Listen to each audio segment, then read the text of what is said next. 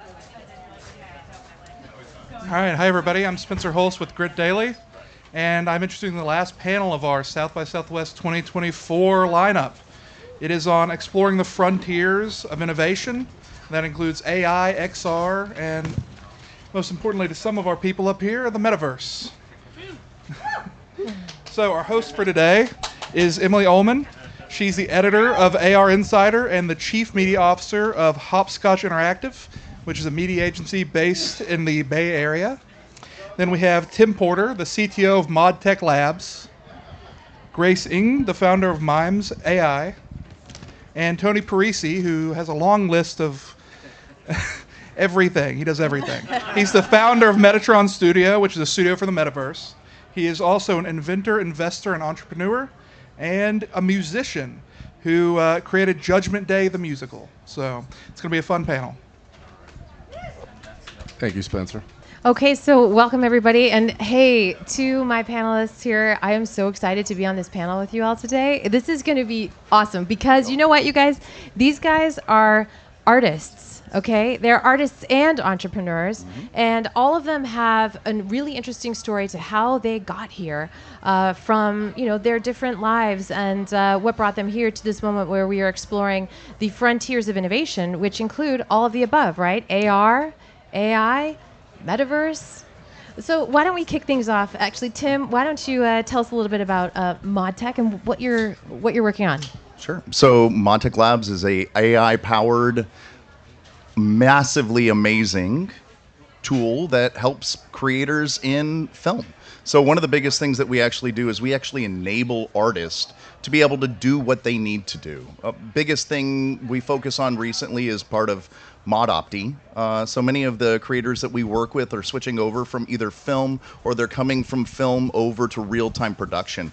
Anybody seen The Mandalorian, LED walls, fun things like that? So there's a huge change that's happening in the industry, and so you have a lot of artists who absolutely feel like they're missing out on being able to push all of their feelings forward, and that the tools are holding them back. And so we're making these enablement tools to make sure that their assets actually play back the way that they want to, so they can bring those really big ideas down to what they feel is a very constrained environment. So that's us in a nutshell. Awesome. And Grace, if you can share with us, you have launched a new platform, Mimes.ai, and which will also be rebranded as Playhouse, I understand. Can you please tell us about that? Yeah, sure. So Playhouse, or Mimes.ai, is a 3D animation platform, and it is enabling easier metaverse creation for anyone with an idea. So we use AI to automate the hardest parts of 3D animation, and ultimately our prototype right now is already working in all the headsets, and so anyone with a story idea can come into our platform, easily create their stories in 3D, and then bring it onto the headset. Okay, great. And Tony, you are here. You said earlier today, which I thought was so interesting, you said you've been to South by Southwest 9 times. Is that correct? But this That's my 9th in a row, I think. But this is the first time you're here as an artist. So this has been a real shift for you, and you've, changed your day job. Tell us what you're up to. Yeah, so my background is for the last 30 or so years, I've been a technologist, primarily working in real-time 3D graphics, which has actually been and the Metaverse, which have been a thing that long, inspired by Snow Crash, Neuromancer, all those early cyberpunk novels of the 90s. And I was working on creating infrastructure for delivering 3D graphics over your internet connection, which at the time I started was a modem, a dial-up modem, that, those things that go beep boop, you may have heard about them. And working on computers that sometimes you still needed to plug a card into to get your 3D graphics. And so we've certainly come a long way. The devices we have in our pockets are supercomputers, and these VR headsets are amazing. Oh, by the way, I expect by next year's Grit Daily, everyone will be wearing a Vision Pro up on the panel. Not I saw just that the there was last a guy. panelist wearing an Apple Vision Pro in the last session. So it's incredible how far the tech is coming. I was always working on the software side of that. But before I was doing that, I've been a musician my whole life. I was at the piano stool next to my dad, who was a working musician, from the age of 3. And I was always doing music projects and composing and doing a bunch of stuff on the side. But my two halves were split apart between doing the tech, which was all innovative and fun, and always doing music on the side. And so even though I've had a long and somewhat storied career doing 3D tech, including working at Unity, working at Lamina One with Neil Stevenson, none other than for the last year and a half or so before, I pivoted last summer, and I pivoted to just work on art and music. And I'm working with my wife Marina, who's in the audience here. She's creating visuals for an NFT collection around the musical that Spence mentioned. So yeah, I'm having a good time, and I'm doing a gig here tonight for the first time ever at South by Southwest, so I'm super excited. That is so awesome. I love that actually, like also that it's come full circle for you, that you're back to music and that this all still fits into the story. So, and the metaverse is also a through line for everybody on this panel. And I think that, of course, Tony's written extensively on it. Grace has also been creating some of the most successful, actually your NFT collection, just to blow everybody's mind here, was the largest NFT collection to sell out entirely 9,000 NFTs. And so, and I think that that's also been a real wind beneath your wings in what you're doing now. So I wanted to just say that one of my burning questions is, where does generative AI fit into your creative process? And, where do you want it to live? Because that's a choice, right? Where does it live in your creative process?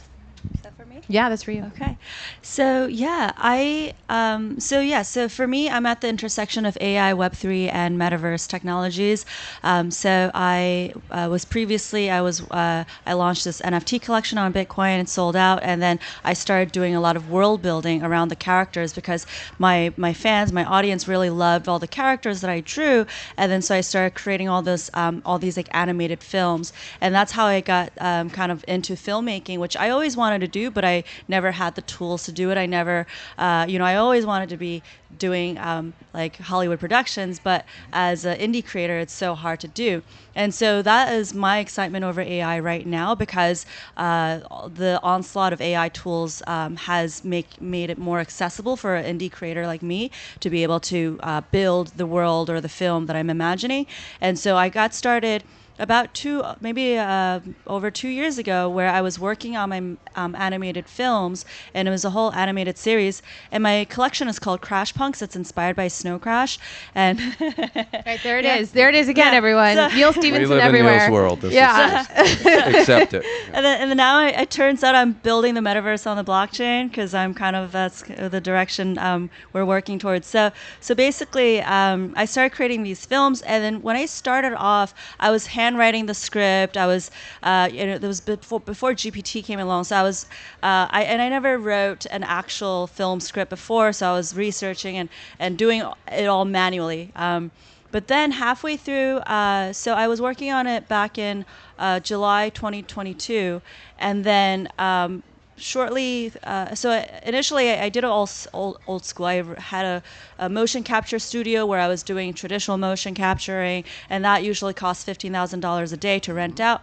And so I was doing all of that, but then within a few weeks in, GPT launched, DALL-E launched, and all of these tools started launching, and I was like in the early beta, and then that's when I started using it, and I was storyboarding with it, and so I immediately switched over, and the result was I was able to produce my animated short film in 30 days with a team. I was the only full-time person, and I just had 4 contractors, and I spent $5,000 in order to make this animated short film, which everyone said it was impossible to do. But because of AI and because of my resourcefulness, I was able to use it for all, I was the only voice actor for all of my characters. Initially, I did have a celebrity voice actor, but then he was SAG affiliated and my project's not, so he had to drop out, and then I just pitched my voice, passed it through AI, and I sounded exactly like him.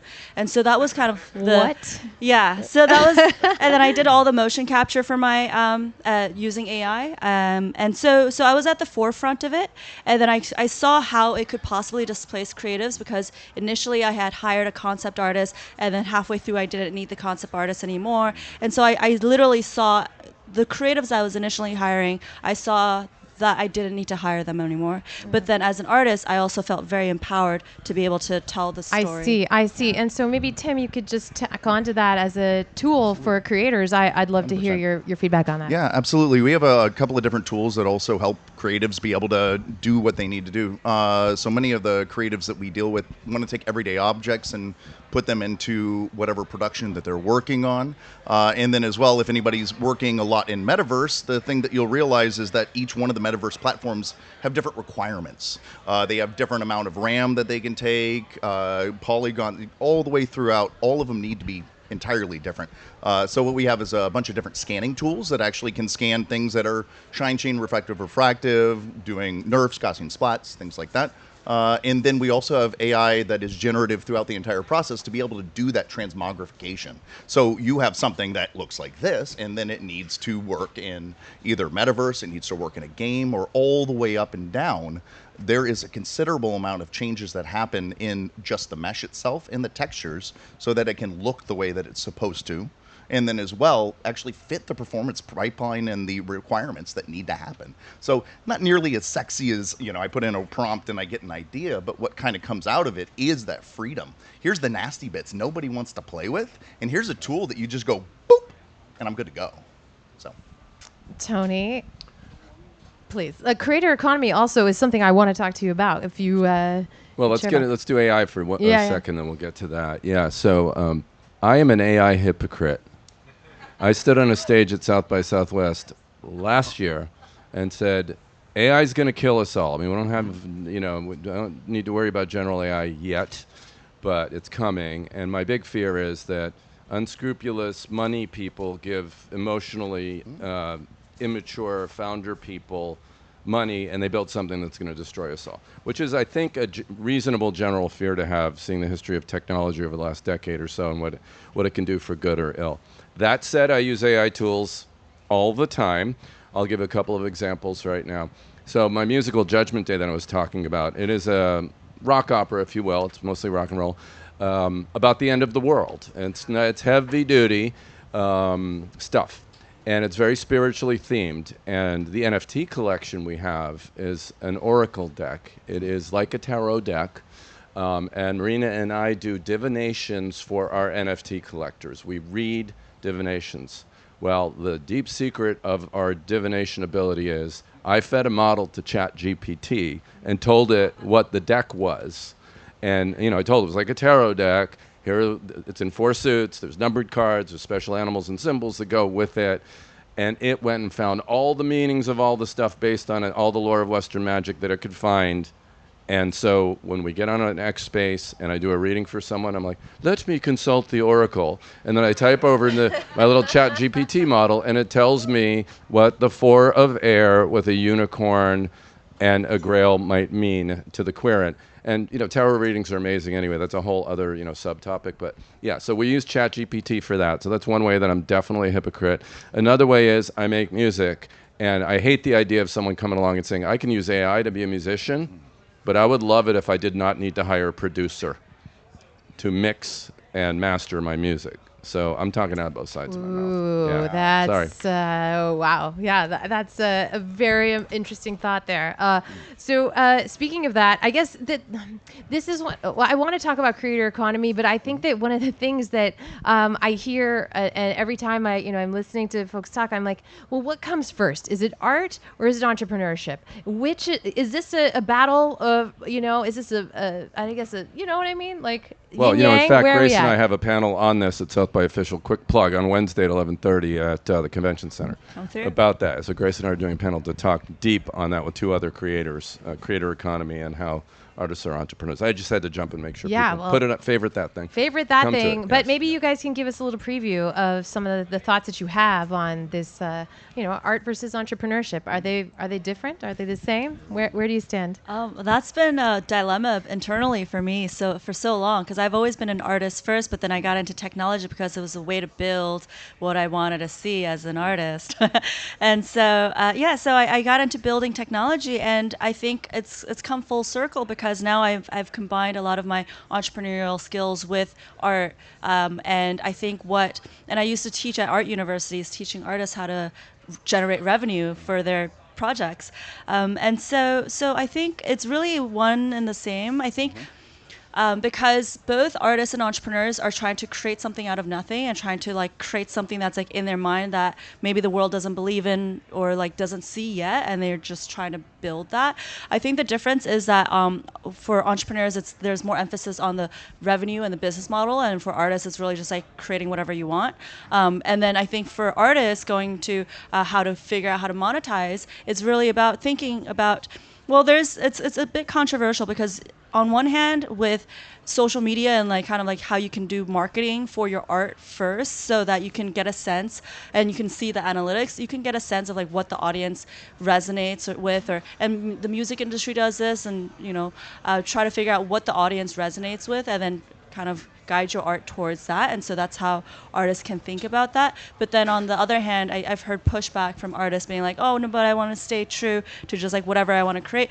And I think Web3 also enables that more too, because now you can just make whatever weird thing you want, and then as long as you find like your first 1,000 fans, your true fans. Right. I want to dive into I want to dive into that with you a little bit later, because I know you have a background in actually product market fit. You did that for 10 years. So we can actually pick her brain on the science behind it. So I want to come back to that. But yeah, Tony. I just want to, I mean, Grace summed it up nicely, especially what we're going to talk about at this panel. I just want to say what I'm seeing the trend, at least with independent musicians, is they're becoming CEOs more and more. They're really running their whole project. All the digital tools we use to do everything, to make the content, to get it discovered, to distribute it, they're getting easier, they're getting cheaper.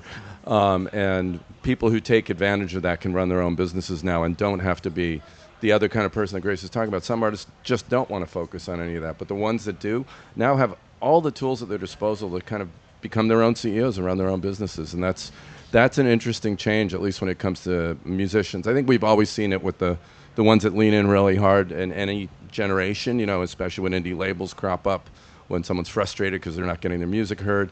But we're seeing it more than ever with the tools of Web3 and now being able to produce and create things much more easily. So super exciting.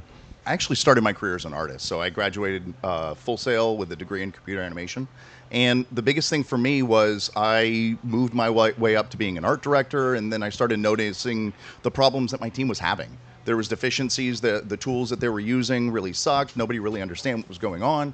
And so I started diving deeper and deeper into the tools and started, picking up little scripts and things like that so that I could help enable them. And so I think in the end, when we're talking about this, I think the art has to drive the entrepreneurship. There's no way for you to go, oh, I have just this money-making idea, it's just a shill. In the end, you have to have something in it that makes people's hearts get larger and makes us all feel something.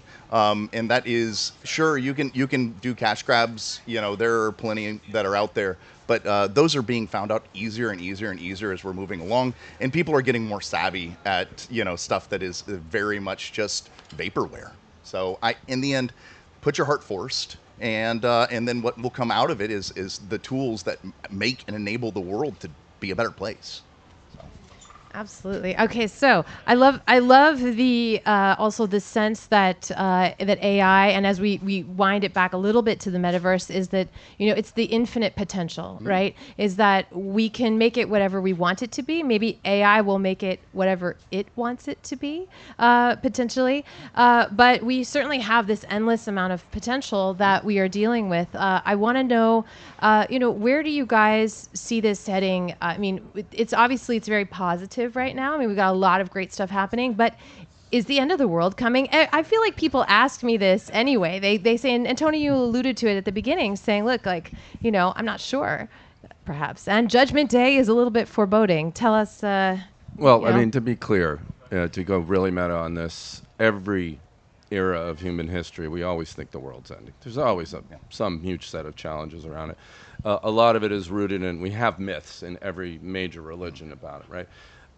So who knows? I mean, clearly, I think, again, I was saying this, the last decade or so of technology has alerted us to the dangers of the tools we make going out of control, potentially, harming us in really bad ways. And so AI clearly has that potential. And so, I don't know, I'm really on the fence about it. Again, my deepest concerns are about ethics around the development of new technologies in this area. Again, just because the last decade has shown us how out of control it can get, how quickly, right? I think something that a lot of people don't talk about when we're talking about AI and generative AI and LLMs and all that jazz is that actually low-skilled workers are helped more than higher skilled workers are. And so it's something that you can take somebody who's just graduated college and you go, hey, cool, here's your project manager, and it's OpenAI. And it's not something that you have to think about. It's something that it can manage and help itself. And then as we're moving towards metaverses, I think one of the really interesting things that we're seeing is that brands are definitely getting on board. As much as they saw the hype and that it sounded like they kind of pulled back, they really kind of pulled back because of what was happening in film and television with the strikes and things like that. There's a lot that is happening underneath the hood that you should absolutely expect Ready Player One level things to start moving forward. So. Yeah, I want to build on both of your points. So I've been very concerned about AI ethics. So actually the animated film series I'm working on is about biodata privacy in the metaverse, and it's about AI avatars who are populating the metaverse to seduce humans, and so there's that, just to like raise awareness of that. And then on the other hand, it really is enabling. I think right now I see both sides, because what I think a lot about when I'm building my product is how do I create more jobs for people who are getting displaced, and so it's not just about AI displacing people, but we can empower more people and also enable them to see the potential of what they can create with AI. But really, I think it's a mindset shift, because the people I've encountered who are afraid of AI are, maybe they just like focused on their skills, but like what we need right now is just like more imagination and vision and like human-centric creativity, and AI is just the tool to express that. And so I think if there's a paradigm shift between just like really focusing on the skills, but more about like, the human stories, or the what can we do as humans that AI cannot, and be able to do more of that. Yeah. Well, so I think that's amazing, Grace, and I love that sentiment. Tim, I'm shocked to hear you say that, because I've been hearing only the opposite when it comes to less skilled and junior people in any craft or production business, that those are the folks that are going to not have jobs because the AI can do such menial stuff. So Is nuance There is a nuance to this, and obviously that is because higher skilled workers then can be more productive. And so it's not to say that the lower skilled workers aren't being more helped. It's that the higher skilled workers and the people that are our friends and how production works and things like that are going to continue to be able to take on, instead of one project, you can take on 5 projects. And the thing is, in the interim, and this is something I've worked on, my career was building tools at studios before this, before starting this company. The whole thing is, in the beginning, there will be this push to reduce people and to reduce what's going on, but it always snaps back.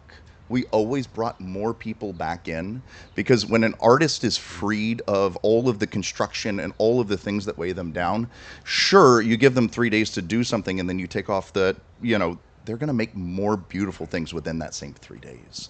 And so I actually think, feeding this all back around into the big circle it is enabling. And then you're allowed to have more voices.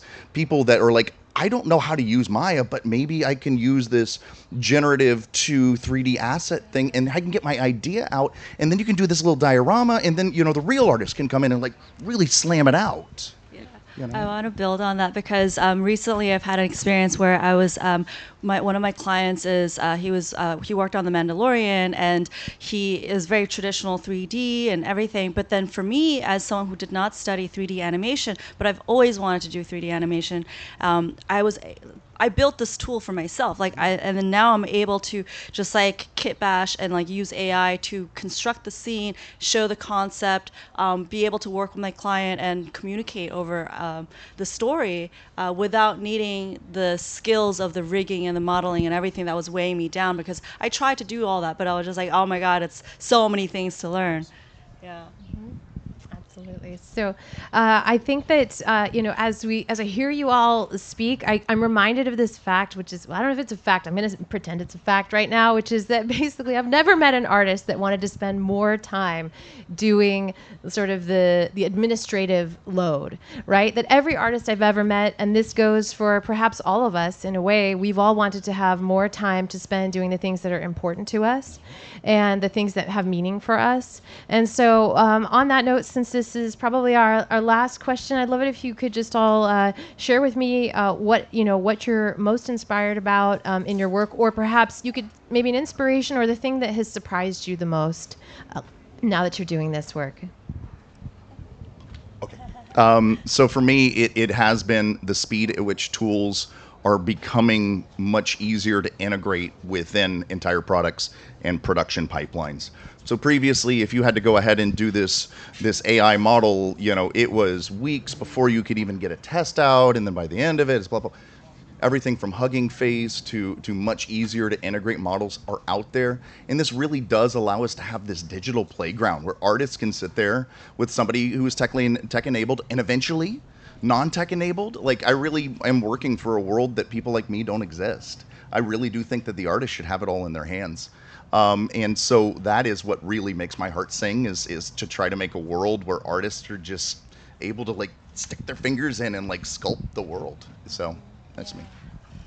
Yeah, same. I think as an artist, I felt very dejected just even over 2 years ago. I'm a music artist as well, so I've released my songs as a virtual music avatar, and I was trying to build my 3D music video, and I was learning all the game engines in order to, and I was just like, this is ridiculous. As an indie artist, I would need to have a music record label in order to do this. I need the production budget, but then I started building these tools so that it can be more accessible.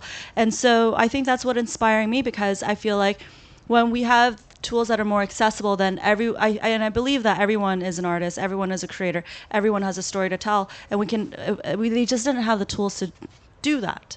And so if we can make these tools accessible, then we have more representation, we have more voices, we have more culture representation around the world. All right, take us home, Tony. I love those. Well, I'm going to take it in a completely different direction, though. So the last day job I had was working at a blockchain company. And it's not because I like blockchain technology, and it's not because I understand any of the math of cryptography. It just, I glaze over when I hear this stuff. It's like, it makes no sense to me. I'm a 3D guy.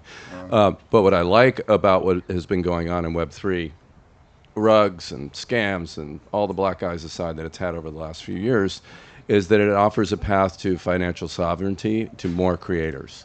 And I don't think you can have creative freedom on the tools side without also being able to have it on the financial side. So that is the last thing I did in tech when I was working in the industry was devoted to that. And I'm following it on now as from the creator side, but to me that is key. That is key. There's been so many large technology platforms that have been extractive and exploitive to artists. And to the extent that we can counterbalance that with tools that give people financial freedom as well as creative freedom, that's all to the good. And that was a big surprise to me over the last couple of years that I'd be that into this. And I think it's a really positive development for society. Well, absolutely. And I think even tonight, your show, I feel like there's just something special about the way that people are contributing to the artists even tonight here at South by. Well, it's all Web3 musicians. So these are musicians who sell their music as NFTs, including myself. So yeah, where's the show? It's at Shiner's Saloon. It's on 3rd and Congress, so it's right in the heart of everything. Easy peasy if you're at the JW Convention Center, anywhere. Doors open at 7. I will go on around 9, but you want to see the first artist is at 8. You want to see everyone. They're pop people, rock people, folk, jazz, some hip hop artists. So it's a real diverse slate. And and every one of these people has launched successful, sold out NFT collections with their music and some collectible art. It's so cool. So cool. Yeah. And we've only just scratched the surface, you guys. So Tony, Grace, Tim, thank you so much. Grit Daily House, thank you so much. Thank you, everyone. Thank you all. There we go. Thank you, Emily. It was awesome. Thank you.